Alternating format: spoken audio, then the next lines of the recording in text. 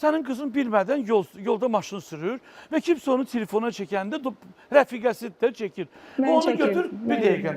Mən Yox, çəkirdim.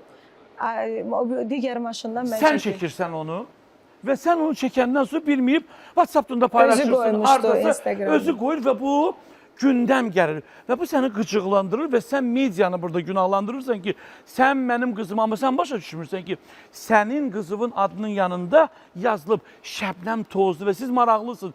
Akşının oğlanları efirə çıxdı, reyting patladı. Niyə? Hamıya maraqlıydı ki, Akşının deyəcək ki, mama soruşacaq ki, evdə kimə qulaq asırsınız? Nəfəsə, yoxsa vəfaya misal üçün? Bu cəmiyyətə, mediaya maraqlıdır. Niyə aqressiv olursan qızın haqqında? Ax, sənin qızın bugün birinci peşəkardır. Röya xanımdan tutmuş, bir çox tanınmış simalarla da dostluğu var, işbirliyi var. Niyə aqressiv olursan? Çıxırsan, videolar çəkirsən TikTokda ki, silmə söz onun səhifəmizi bağlatdıracam. Sən axı bu yola gələndə bilirdin ki, sənin milyonların sevimlisi deyəndə, milyonların da sevimlisi olmamağın da var ortada. Fikir və hörmətlə yanaşıram, əlbəttə düzdür. Məndə bilirsiniz ki, uşaqlıqdan qızımın heç vaxt bir görüntüsü olmayıb. Heç özü də sevməyib, mən də istəməmişəm. Başqa xarakterli uşaq olub.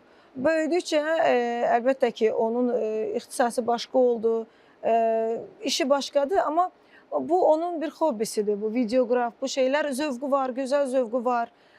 Bu şeyi özü istədi və mən ona mane olmadım. Əslində ona dəstək oldum. Bir çox işıqlar, hər şeylər onun üçün aldım. İlk də onu yanında istəyən Röya xanım olmuşdu. Buradan salamlayıram, sağ olsun. Bilirəm ki, Röya xanım onu çox istəyir, o da onu çox istəyir. Lazım işlərində yanında olur. Nura Söyledi ondan lazım olanda çalışır. Bir çox məşhurlarla öz yolunu bilir. Sadəcə bu uşaq heç vaxt özünü reklam eləməyi sevməyib. Mənim ad günümdə çox sağ olsun, onu belə deyək də tanıdan Röya xanım oldu.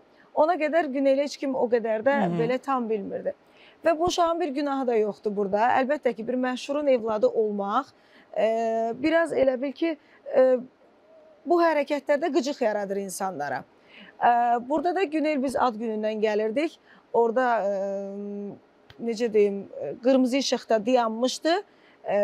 Maşın hərəkət edərək etməmişdi onu.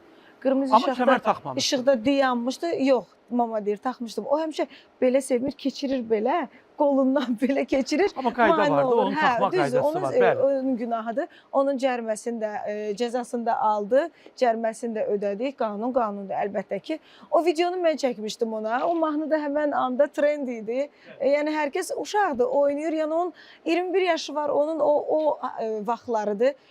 Sıravi insanlarda o qədər belə var ki, sadəcə mən ona da dedim ki, qızım, öz hesabında paylaşdın deyəm onu. Sən saytlara maraqlı gəldin. Bəli. Sən axı Şəbnəm Tovuzunun qızısan. Sən istər-istəməz maraq, təbii ki, yəni göz önündə olduğun üçün sənə biraz təpkilə. Onun da biraz depressiya düşməyi, müəyyən kommentləri heç vaxt elə şey görməyib bu kommentlər ona yazılsın. Niyə oxuyur? Biraz pis o, hə? Niyə oxuyur onları? Onları oxuyur, mən də dedim, oxuma kommentləri.